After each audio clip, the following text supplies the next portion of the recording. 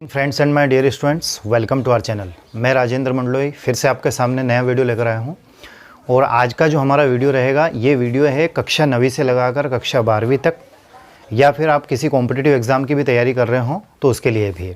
साथ ही जैसे संडे के दिन मैंने क्लास 12th के लिए टेस्ट का बोला है, तो जैसे मेन एग्ज़ाम के पहले प्री बोर्ड होती है, वैसे ही आपके टेस्ट के पहले ये प्री टेस्ट हम कह सकते हैं।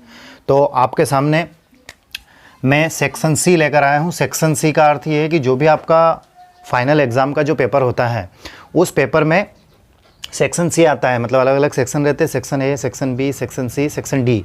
तो जो सेक्शन सी रहता है, उस सेक्शन सी में ग्रामर वाला पोर्शन रहता है। तो आपके सामने ये 10 क्वेश्चन मैं दे रहा हूँ। आपको क्या करना है, इन 10 ही क्वेश्चन को, वीडियो को आप पॉज करें। मैं एक बार इनको पढ़ के बता दूंगा। वीडियो को आपको पॉज करना है। पॉज करने का अर्थ ये है कि इसको रोकना है। रोकने के बाद में पेन और कॉपी लेकर सारे क्वेश्चंस को नोट करने के बाद में अपने हिसाब से आपको इनके आंसर्स लिखना है, ठीक है। फिर मैं इसी वीडियो में इन क्वेश्चंस के मैं आपको आंसर बताऊंगा, और आपको अपने आंसर्स चेक करना है कि 10 नंबर में से आपको कितने नंबर आते हैं, ठीक है। Honesty is the best policy. आपको ईमानदारी से, भले ही आपको 1 नंबर आए, 5 आए, 6 आए, 7 आए, या 10 आउट ऑफ 10 आए, ठीक है। कम नंबर आते हैं तो चिंता करने की आवश्यकता नहीं है। कम से ज़्यादा नंबर करने के लिए मीन्स इसीलिए हम पढ़ रहे हैं। और ज़्यादा अच्छे नंबर भी आते हैं तो ज़्यादा एक्साइटेड नहीं होना है ना, क्योंकि हमें सिर्फ 10 में से 10 ही नहीं लाना है। इसका मतलब ये नहीं कि 10 में से हम 11 ले आएंगे, है ना। लेकिन यह है कि हमें परफेक्शन की ओर बढ़ना है, ठीक है। और वो आता है प्रैक्टिस से। तो ये 10 क्वेश्चन मैं आपके सामने दे रहा हूँ, इन क्वेश्चंस को पढ़ रहा हूँ, ठीक है। ये सभी क्लास के लिए है, चाहे वो 12th हो, 11th हो, 9th हो या 10th हो। पहला क्वेश्चन है fill in the blanks. Total marks 10 है। इसी प्रकार का आपका टेस्ट रहेगा। टेस्ट में और भी चीज़ें रहेंगी टेक्स्ट बुक, वर्क बुक से रिलेटेड, है ना। फिलहाल हम इन 10 क्वेश्चन को हल करेंगे। पहला है I have seen lot of places, A and the और ऑल, इनमें से किसी एक का प्रयोग करना है। दूसरा है शुरुआत में रिक्त स्थान है, that glitters is not gold, each every all. I prefer tea, रिक्त स्थान coffee, then with to. The boy, रिक्त स्थान the hen, now catch, caught और कैचेस। अगला है आई एम यूज्ड टू, रिक्त स्थान क्रिकेट, प्ले, प्लेइंग और प्लेड। अगला जो क्वेश्चन है do as directed. Do as directed का अर्थ ये होता है कि जैसा दिया गया है वैसा आपको करना है। जैसे पहला है he pocketed the money, write noun form of underline word, मतलब ये अंडरलाइन वर्ड जो दिया गया है इसकी हमें नाउन फॉर्म लिखना है। अगला है I know you, change into passive voice, इसको पैसिव वॉइस में चेंज करना है। He is so weak in memory that he can not remember, too और टू का प्रयोग करना है। आई रीड ए स्टोरी, माफ कीजिएगा रेड पढ़ सकते हैं। यस्टरडे एड क्वेश्चन टैग, ठीक है, मतलब क्वेश्चन टैग करना है। और इसका है teacher said to me you have done, इसका हमें इनडायरेक्ट स्पीच करना है, मतलब जो अभी हमने टॉपिक पढ़ा है अभी। तो ये सारी चीज़ें हमने हमारे चैनल के माध्यम से कवर की है। तो वीडियो को आप पॉज करें और इन प्रश्नों के उत्तर आप अपने हिसाब से लगाएं, और फिर चेक करें कि आपको कितने नंबर आ रहे हैं। वो आपको मुझे कमेंट्स करके बताना है, ठीक है। तो उम्मीद करता हूं कि आपने अपने आंसर्स लगा लिए होंगे, ठीक है।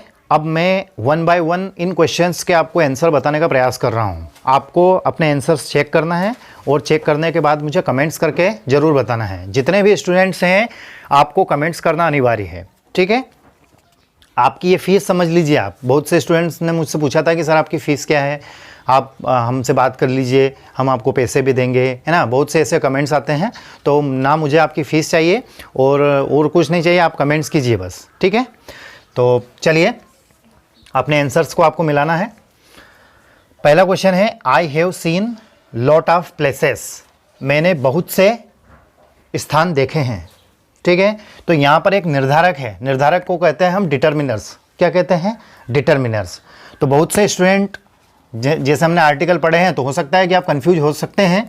इस वर्ड को आपने देखा होगा, कुछ ने, सभी का नहीं बोल रहा हूँ। तो इसका प्रोनाउंसिएशन देखा होगा कि लॉट ऑफ, है ना। तो लॉट मतलब ला, हिंदी वर्णमाला का व्यंजन। तो हो सकता है कि किसी ने ए लगा दिया, और कुछ ऐसे भी हो सकते हैं, है ना। क्लास में तो सभी स्टूडेंट सभी प्रकार के रहते हैं, किसी ने एन भी लगा दिया हो, किसी ने द भी लगा दिया हो और किसी ने ऑल भी लगा दिया गया हो। तो जिन्होंने ए लगाया है उनका आंसर सही है, लेकिन यदि इस तरीके से लगाया है तो गलत है। आंसर तो सही है लेकिन आपको इस तरीके से नहीं लगाना है। किस तरीके से लगाना है देखो, मैं यहाँ पर आपको समझाता हूँ। डिटर्मिनर्स होता है निर्धारक, हिंदी में उसको कहते हैं। तो ए लॉट ऑफ, ये अपने आप में ही एक शब्द है, ठीक है। ए लॉट ऑफ मतलब बहुत सारे, इसको लॉट्स ऑफ भी कहते हैं, मतलब लिख देते हैं तो भी सही रहता है, लॉट्स ऑफ या ए लॉट ऑफ। तो ये पूरा है एक शब्द, इसमें से ए छूटा हुआ था तो वो ए हमने इसको देखकर लगाया है, इसलिए नहीं लगाया है कि इसमें आर्टिकल का यूज़ हुआ है, ठीक है। तो ए जिन्होंने लगाया उनका आंसर सही है। आपको जितने नंबर आते हैं वो आप मुझे कमेंट्स करके बताएंगे, ये बार बार मैं रिपीट करूंगा जब तक कि आप कमेंट्स नहीं करेंगे। अगला है that glitters is not gold each every all. अब पहले तो मैं आपको इसका अर्थ बता देता हूँ। आपने हिंदी में कहावत सुनी होगी कि हर चमकती हुई चीज़ सोना नहीं होती, ठीक है। तो हर चमकती हुई चीज़ सोना नहीं होती, तो इसके लिए इस कहावत को मैं पूरा करता हूँ, और कहावत को अंग्रेजी में कहते हैं प्रोवर्ब। क्या कहते हैं? प्रोवर्ब। तो इसमें आएगा ऑल, ठीक है। मतलब सभी जो चमकने वाली चीज़ें होती हैं वो सोना नहीं होती। तो इस कहावत को भी आप अपने बोलचाल में, स्पोकन में यूज़ किया करें और इसको याद रखें ताकि एग्ज़ाम में नंबर भी आए। अगला है आई प्रिफर टी रिक्त स्थान कॉफ़ी देन विथ टू। अब इसका यदि अर्थ हम देखें तो इसका अर्थ ये होना चाहिए कि मैंने चाय के बदले में कॉफ़ी ली। जैसे आपसे पूछा गया है कि आप चाय पियोगे कि कॉफ़ी पियोगे, है ना, तो आपने बोला कि हम क्या पियेंगे, तो आपने चाय की तुलना में कॉफ़ी को प्रीफर किया है। तो मतलब क्या है कि वैसे तो आपने तुलना की है, चाय और कॉफ़ी के बीच में तुलना की, तभी तो आपने कॉफ़ी को चूज़ किया, है ना। तो जनरली देखा जाए तो इसमें देन का प्रयोग होना चाहिए, क्योंकि देन जो है वो तुलना करने के लिए यूज़ में लाया जाता है। लेकिन यहाँ पर एक कीवर्ड दिया गया है प्रीफर। क्या दिया गया है? प्रीफर। और प्रीफर के साथ में हमेशा फिक्स प्रीपोजिशन टू आता है। जैसे प्रीफर है, प्रायर है, इन्फीरियर है ना, इंटीरियर है।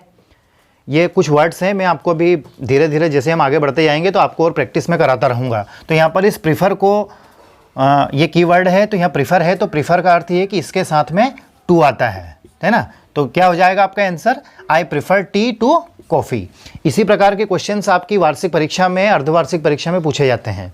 तो आप यूँ समझ लीजिए कि आपका ये जैसे प्री बोर्ड होती है, ऐसे प्री टेस्ट है, संडे के दिन आपका जो टेस्ट रहेगा उस हिसाब से उसमें जैसे ग्रामर तो इसी प्रकार की आएगी, लेकिन उसमें टेक्स्ट बुक, वर्कबुक, वोकेबलरी से रिलेटेड क्वेश्चन भी आएंगे। जैसे चैप्टर नंबर 11 तक हमने टेक्स्ट बुक पढ़ी है और उसके क्वेश्चन आंसर भी किए हैं, है ना। हमने पोएम पढ़ी है ना, और उसके बाद में लेसन्स वगैरह पढ़े हैं। तो कुछ भी मेरे हिसाब से मैं पूछ सकता हूँ, आपको अपनी तैयारी रखना है। अगला है the boy the hen now, catch, caught और कैचेस। अब देखिए, आप पहले हम आंसर्स को काटते हैं। जैसे कैच लिखा हुआ तो ये तो आएगा नहीं, क्यों? क्योंकि सिंगुलर है, एक वचन है, तो एक वचन के साथ यदि हम ये लगाते हैं तो इसमें एस या एस आना चाहिए, ठीक है। दूसरा कॉट, वर्ब की सेकंड फॉर्म, ये यहाँ पर पास्ट इंडेफिनिट में होती है, तो ये हम नहीं लगाएंगे। क्यों नहीं लगाएंगे? क्योंकि यहाँ एक कीवर्ड दिया गया है नाउ। नाउ से पता चल रहा है कि लड़का अभी मुर्गियाँ पकड़ रहा है या अभी मुर्गी पकड़ रहा है। अभी पकड़ रहा है मीन्स प्रेजेंट, तो प्रेजेंट में वर्ब की फर्स्ट फॉर्म में एस या एस लगता है जब सब्जेक्ट क्या हो? सिंगुलर हो। तो कैचेस यहाँ पर आपका आंसर सही रहेगा। अगला है I am used to cricket, play, playing और प्लेड। 3 ऑप्शन दिए गए हैं, ठीक है। तो देखिए आई एम यूज्ड टू, इसका एक रूल है, मैं आपको क्लियर कर देता हूँ ताकि आप आगे के लिए कंफ्यूज ना हो। क्या रूल है? जनरली हमने पिछली कक्षाओं में पढ़ा होगा आपने, और मैंने भी क्लासेस में भी पढ़ाया है कि रिक्त स्थान मतलब जो टू लिखा हुआ रहता है, टू के बाद में यदि कोई रिक्त स्थान आता है तो हमेशा वर्ब की फर्स्ट फॉर्म लगाना है। ये मैंने आपको बताया था, लेकिन इसके लिए आप एक चीज़ ध्यान रखें, एक फार्मूला मैं आपको नोट करा रहा हूँ। Subject plus is, am, are, was और वर, ये अगर आता है प्लस टू आता है तो हमें वर्ब की फर्स्ट फॉर्म में आईएनजी लगाना है, ठीक है। और यदि ऐसा आता है कि सब्जेक्ट प्लस टू, अब देखिए यहां पर आप इस क्वेश्चन को देखें तो आई सब्जेक्ट है और इसके साथ में एम हेल्पिंग वर्ब आई है, फिर टू के बाद में रिक्त स्थान है, तो हमें क्या आएगा, यहां पर वर्ब की फर्स्ट फॉर्म में आईएनजी वाला लगाना है। यदि यहां पर सिर्फ ये होता आई एम यूज्ड टू, माफ कीजिएगा आई यूज्ड टू होता, एम नहीं होता, तो फिर हम प्ले लगाते। ठीक है, तो आपका जो भी आंसर है आप अपने हिसाब से चेक कर लो, और नंबर्स तो आप मुझे कमेंट्स करके बताएंगे ही, ये बात तो हमारी पहले से ही डील हो गई है ना। कमेंट्स नहीं आएंगे तो क्लासेस बंद। ठीक है, अब बात करते हैं हम डू एज डायरेक्टेड की। तो डू एज डायरेक्टेड में जो भी चीज़ें हमने पढ़ी हुई हैं वो सारी चीज़ें ही मैंने यहाँ पर यूज़ की है। जैसे पहला है he pocketed the money, write the noun form of underline word. Pocket नाम सुना है? पॉकेट का अर्थ होता है जेब, जिसमें हम पैसा रखते हैं, है ना। तो यहाँ पर ये पॉकेटेड, देखो ये सब्जेक्ट है, वर्ब है, देखो ईडी लगा हुआ है, मतलब सेकंड फॉर्म, है ना। तो ये वर्ब फॉर्म में है, इसकी हमें नाउन फॉर्म लिखना है, तो इसकी नाउन फॉर्म होगी पॉकेट।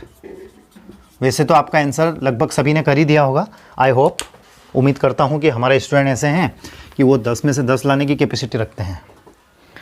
अगला है I know you change into passive voice. यहाँ लिख रहा हूँ आई नो यू, इसको पैसिव वॉइस में परिवर्तित करना है। तो सबसे पहले हम पैसिव वॉइस में परिवर्तन करने के लिए क्या करते हैं, सेंटेंस को पहचानते हैं कि किस टेंस का है। तो देखिए वो पता चलता है वर्ब से। वर्ब क्या है, नो, न्यू और नॉन, वर्ब की फर्स्ट फॉर्म है। अब वर्ब की फर्स्ट फॉर्म किस टेंस में होती है, वर्ब की फर्स्ट फॉर्म जो होती है वो प्रेजेंट इंडेफिनिट और फ्यूचर इंडेफिनिट में होती है। तो यदि ये फ्यूचर इंडेफिनिट का टेंस होता तो इसके पहले सेल और विल होता, सेल और विल नहीं है तो फ्यूचर का तो नहीं है। अब बात आती है प्रेजेंट की, तो प्रेजेंट में ऐसा होता है कि आई वी दे यू के साथ वर्ब की फर्स्ट फॉर्म आती है, दैट मीन्स ये सेंटेंस प्रेजेंट इंडेफिनिट का हुआ। इसके बाद में सब्जेक्ट, वर्ब और ऑब्जेक्ट को फाइंड आउट किया। ऑब्जेक्ट को सब्जेक्ट के स्थान पर यू, जिस टेंस का सेंटेंस है इसके आगे वाले टेंस की हेल्पिंग वर्ब लगाएंगे, तो यू के साथ में क्या आएगा, आर। प्रेजेंट कंटिन्यूअस की हेल्पिंग वर्ब ईजेएमआर होती है, तो यू के साथ में आर। अब वर्ब की थर्ड फॉर्म नॉन, बाय मी होना चाहिए, जैसा कि अधिकांशतः स्टूडेंट ने कर दिया होगा, है ना। यदि आपने ऐसा किया है तो आपका आंसर गलत है। क्यों गलत है वो बता रहा हूं। हमने पढ़ा था फिक्स प्रीपोजिशन वाला एक एक्टिव से पैसिव वाला रूल, और मैंने आपको बताया था कि नॉन एक वर्ब ऐसी है जो अपने साथ में फिक्स प्रीपोजिशन टू लेके चलती है। तो जिन्होंने ऐसा किया है you are known to me, उनका आंसर सही है। बाय मी वाले सभी गलत हैं। ठीक है, लेवल के हिसाब से पढ़ रहे हैं हम, और आपको डेली पढ़ना पड़ेगा जो भी चीज़ें हम कर रहे हैं। अगला है he is so weak in memory that he can not remember. यहाँ पर नोट कर देता हूँ पहले, ही is so week that he can not remember. इसमें टू और टू का प्रयोग करना है। तो ये भी हमने पढ़ा है। पिछले वीडियोस यदि आपने नहीं देखे हैं तो उन वीडियोस को देखने के लिए हमारे चैनल को सब्सक्राइब करें, और प्लेलिस्ट में जाकर सारे वीडियोस आप देख सकते हैं। ये सारी चीज़ें हमने पहले बहुत अच्छे से 1 बाय 1 कवर की है। जहाँ पर सो दिया गया है वहाँ TOO लगा देंगे, जहाँ दैट दिया गया है वहाँ TO लगा देंगे। और मैंने आपको ये भी बताया था कि जब हम सो दैट हटाते हैं तो उसके साथ में सब्जेक्ट, सब्जेक्ट और कैन नॉट, कुड नॉट जो भी दिया गया है उसको भी हटाते हैं। तो आपका आंसर क्या हो जाएगा, he is too weak to remember. ठीक है, मेमोरी शब्द आया था, वो कोई दिक्कत नहीं है, लेकिन आपका आंसर यदि इस प्रकार से तो आपका आंसर सही है। अगले क्वेश्चन की ओर चलें। तो I read a story yesterday. I read a story yesterday, इसको क्वेश्चन टैग करना है। क्वेश्चन टैग क्या है, क्वेश्चन टैग के भी वीडियोस हमने प्रोवाइड किए हैं, अच्छे से उसको एक्सप्लेन किया है, और आपने पढ़ा भी था, है ना। नहीं भी पढ़ा है तो उन वीडियोस को आप देखना, फिर से रिपीट करके देखना, और आपके फ्रेंड्स, रिलेटिव्स, क्लासमेट्स के पास शेयर भी करना। अब देखिए क्वेश्चन टैग में क्या होता है कि जो भी सेंटेंस दिया जाए उस सेंटेंस की कॉन्ट्रैक्टेड फॉर्म लिखते हैं हेल्पिंग वर्ब की। तो सबसे पहले पहचानेंगे कि दिया गया सेंटेंस किस टेंस का है, कैसे पता चलेगा, वर्ब से। वर्ब की फर्स्ट फॉर्म है कि सेकंड फॉर्म है कि थर्ड फॉर्म है, वो पता लगाना है, क्योंकि तीनों फॉर्म एक जैसी होती है। तो ये फर्स्ट भी हो सकती है, सेकंड भी हो सकती है और थर्ड भी हो सकती है। मान लीजिए कि ये प्रेजेंट की है, किसकी है, मतलब फर्स्ट फॉर्म है। तो ये फर्स्ट फॉर्म अगर है तो हेल्पिंग वर्ब डू आएगी, लेकिन ये पास्ट सेकंड फॉर्म अगर है तो हेल्पिंग वर्ब डिड आएगी। तो क्या है, फर्स्ट है कि मतलब फर्स्ट फॉर्म है कि सेकंड फॉर्म है, ये सेकंड फॉर्म है। कैसे है, यहाँ पर एक कीवर्ड दिया गया है यस्टरडे। यस्टरडे मतलब बीता हुआ कल। मैंने कल एक स्टोरी पढ़ी, ये है इसका अर्थ। कल एक स्टोरी पढ़ी मतलब पास्ट, पास्ट मतलब पास्ट इंडेफिनेट, पास्ट इंडेफिनेट मतलब हेल्पिंग वर्ब डिड। तो आप क्या करेंगे, यहाँ पर लिखेंगे आंसर, और ये जो फुल स्टॉप है उस फुल स्टॉप को सेमी कोलम मीन्स कोमा में परिवर्तित करेंगे। अब इसकी हेल्पिंग वर्ब क्या थी, डिड को डिडंट लिखेंगे और सब्जेक्ट आई और क्वेश्चन मार्क। इस प्रकार से किया है तो आपका आंसर सही है। आज के इस 10 नंबर के क्वेश्चंस का लास्ट है। देखिए, teacher said to me you have done. अब देखो, सबसे पहले हमने क्या देखा, सेड टू है तो इसको क्या कर देंगे, टोल्ड कर देंगे।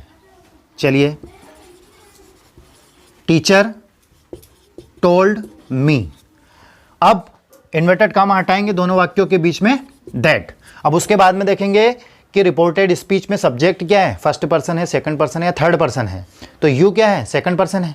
और रिपोर्टेड स्पीच का सब्जेक्ट यदि सेकंड पर्सन होता है तो उस सेकंड पर्सन को हम क्या करते हैं, रिपोर्टिंग स्पीच के ऑब्जेक्ट के अनुसार परिवर्तित करते हैं। तो ये मी है, यहाँ पर मी मतलब कौन है, आई। ठीक है, तो मी का क्या हो जाएगा, आई। सब्जेक्ट के स्थान पर जब आता है, ये ऑब्जेक्ट के स्थान पर है तो मी। अब ये यहाँ पर सब्जेक्ट के स्थान पर लाना है तो इसको आई लिख दिया। अब ये देखिए हैव डन, तो ये प्रेजेंट परफेक्ट है। प्रेजेंट परफेक्ट है तो उसको किस में परिवर्तित करेंगे, पास्ट परफेक्ट में। तो आई हैड डन। ठीक है, इस प्रकार से यदि आपने किया है तो आपका आंसर सही है। कितने नंबर आपको आए हैं वो आप मुझे कमेंट्स करके बताएंगे। साथ ही हमारा ये वीडियो आपको कैसा लगा वो भी कमेंट्स करके बताएं। आपके फ्रेंड्स, रिलेटिव, क्लासमेट्स के पास इन वीडियोस को शेयर करें। जिनको भी सप्लीमेंट्री है उनके लिए भी ये वीडियो काफ़ी यूज़फुल है, चाहे वो कक्षा 10वीं वाले हों या कक्षा 12वीं वाले हों। इसी प्रकार से आप हमारे साथ बने रहिए, हम आपकी हेल्प पूरी करने का प्रयास करेंगे। ठीक है दोस्तों, दूसरी जानकारी, विशेष जानकारी ये है कि आपको भले ही biology, physics, chemistry class 12th में किसी भी सब्जेक्ट में आपको सप्लीमेंट्री है तो उसके लिए आप क्लास 12th पेपर्स की प्लेलिस्ट को देखें और वहाँ पर जाकर आपके सारे सब्जेक्ट की आप तैयारी कर सकते हैं। वहाँ पर आपको हर सब्जेक्ट के 10 से 15 वीडियोस मिलेंगे, उसमें important question, objective type question सभी मिलेंगे। ठीक है दोस्तों, thank you very much for watching and please comments. Okay, thank you very much, take care.